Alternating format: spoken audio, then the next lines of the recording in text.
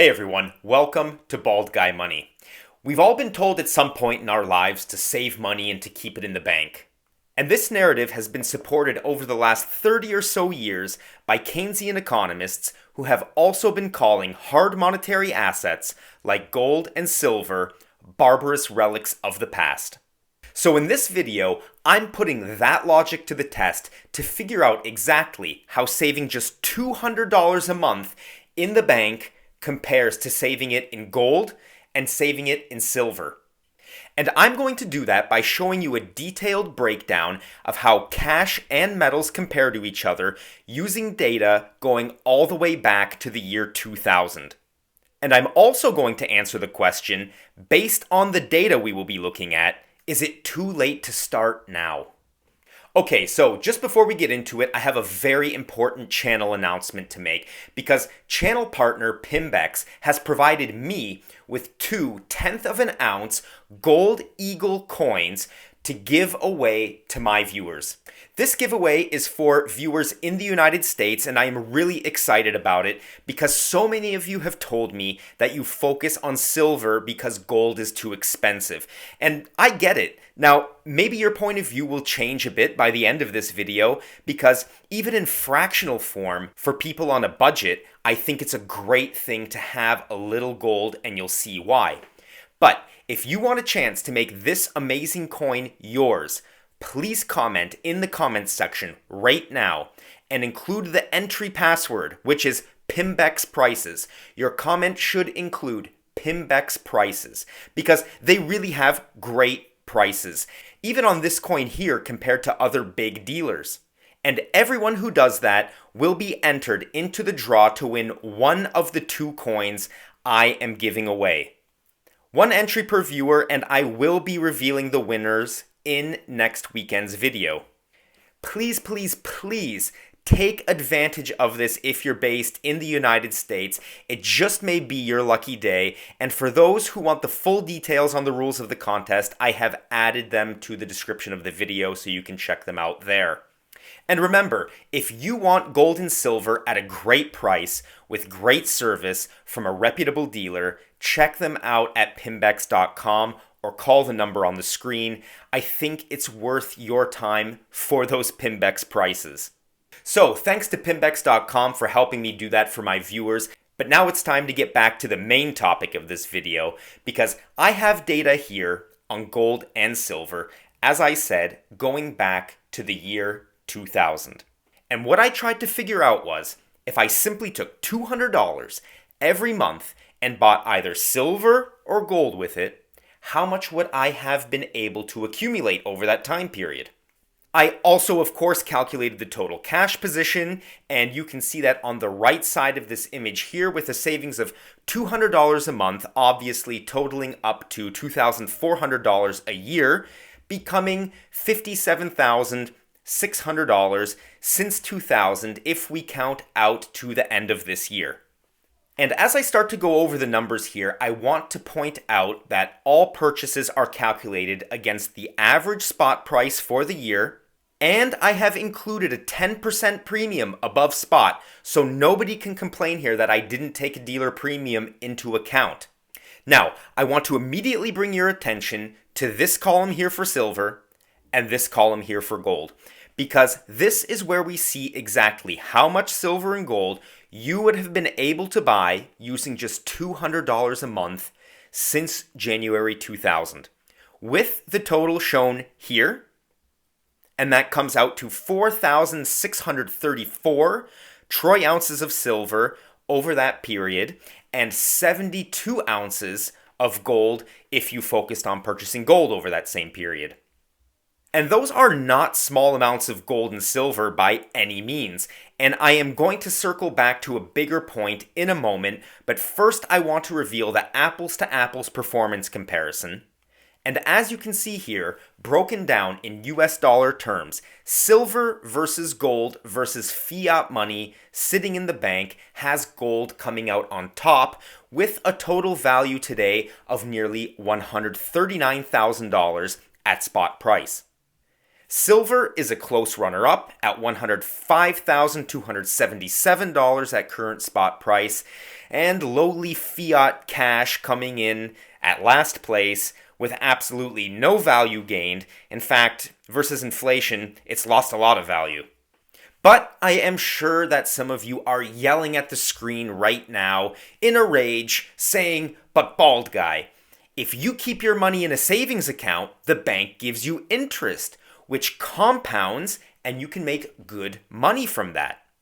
Well, I have prepared a second set of data for everyone who's foaming at the mouth at the ignorance of a YouTuber, and I think this data is going to shock some, disappoint others, but come as little surprise to many of my intelligent viewers, and I know I have many intelligent viewers.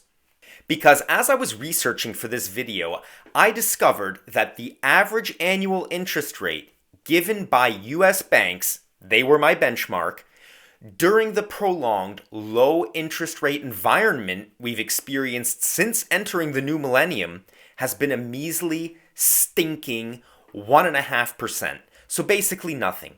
Because when you factor that in, compounded on your $200 a month since January 2000, you get very little in the way of returns. In fact, it only works out to a 19% gain over that time period, leaving you with a little less than $69,000, which doesn't come close to the value of metals purchased over that time. And the reason is because that money in a bank savings account, it's not working for you. It's working for the banks. You know, the same ones taxpayers around the world had to bail out about 15 years ago when their risky bets started to fail and resulted in a blow-off top for gold and silver. Now, just before I make my final point on this topic and before we move on to the viewer question for this video, let's just take a look at an overview of how gold, silver, and cash compare to each other in US dollar terms one last time. Saving $200 a month in cash each month since January 2000, so a total cash investment of $57,600 counted out to the end of this year would give you $105,277 worth of silver if you had converted that cash into silver over that time period, counted at today's spot price, including a 10% dealer markup on the silver, which, although it doesn't quite match the great return on gold, absolutely crushed cash left in a savings account, yielding more than $30,000 more in return over that period. Moving on to gold, gold has simply crushed it. It proves time and again how important it is to have, and that over long periods of time that it's been a reliable savings mechanism that beats inflation with almost $70,000 more in return in value versus cash in a savings account. And finally, moving on to cash, with cash receiving the 1.5% compound annual return in a savings account, coming in at a total value below $70,000, which we know means that you probably lost $40,000 to $50,000 in purchasing power over that time frame due to inflation by just keeping the money in the bank. And what this data clearly illustrates is, as fantastic as silver is, with major upside potential in the future, I don't doubt that, and it is why I continue to stack silver, but it shows us that gold is simply the old faithful of savings mechanisms. It handily beats inflation over long periods of time, and by purchasing just $200 worth each month consistently over many years, you can build up quite a nice emergency savings account. So that brings me to my message for this video. Please do not underestimate the power of small gold purchases over a long period of time. If you have an extra $200 that you won't miss and it won't impact anything in your life, meaning your ability to pay your bills or your ability to stack a certain amount of silver, if that's a goal that you have, save that money up and get what you can in gold, maybe each quarter, maybe each 6 months. You may really be surprised when you look back in 10 or 20 years from now at just how much you were able to accumulate by doing this simple strategy, as well as be happy with the fact that you didn't keep it sitting in a savings account. And just as a final reminder, if you're located in the United States, you could get this 1/10 of an ounce gold American Eagle for free by just commenting Pimbex Prices in the comments section below of this video. And if you can't wait or don't think you'll have any luck, leave the comment anyway and go to their site and check out what they have, and you'll see just how far your money will go there versus other bullion dealer websites.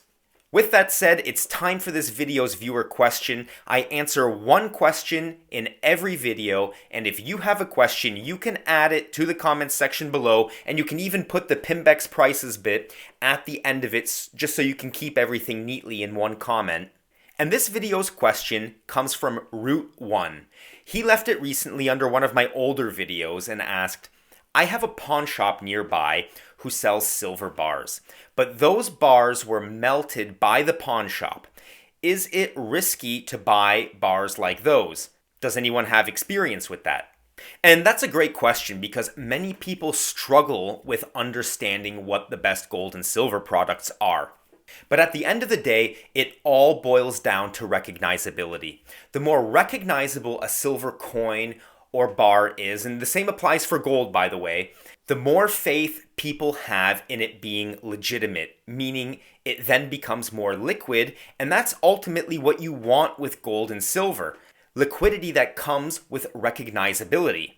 Random silver bars melted by a local pawn shop will have smaller market of buyers than, for example, a silver maple leaf coin. And as we know from basic economics, the less demand there is, the less perceived value there is, meaning if you find anyone to buy it from you in the future, don't expect to get full spot price back for it. It's why I avoid products like that and only buy recognizable products from reputable dealers, because I don't want to find out someday down the road that what I bought isn't exactly what I thought I was paying for. For example, I have heard horror stories of people buying from pawn shops or from other kind of dodgy dealers offering good prices online and later on finding out that the gold and silver they bought wasn't real gold and silver, or at least the content of what was in it wasn't what was promised by the seller. So what I'm saying as an answer to this question is just be careful, protect yourself out there, buy from reputable dealers, and buy recognizable products because of the liquidity that comes along with them. With that said, everybody, that's it for this video. As always, I want to tell you all to take care of yourselves and take care of each other. Don't forget to enter the giveaway for my US viewers in the comments section. Add Pimbex Prices somewhere to a comment down below and check them out if you're looking to buy some gold and silver. And until the next time we see each other, everybody, I'm really wishing you all a fantastic day ahead. See you all in the next one. Goodbye.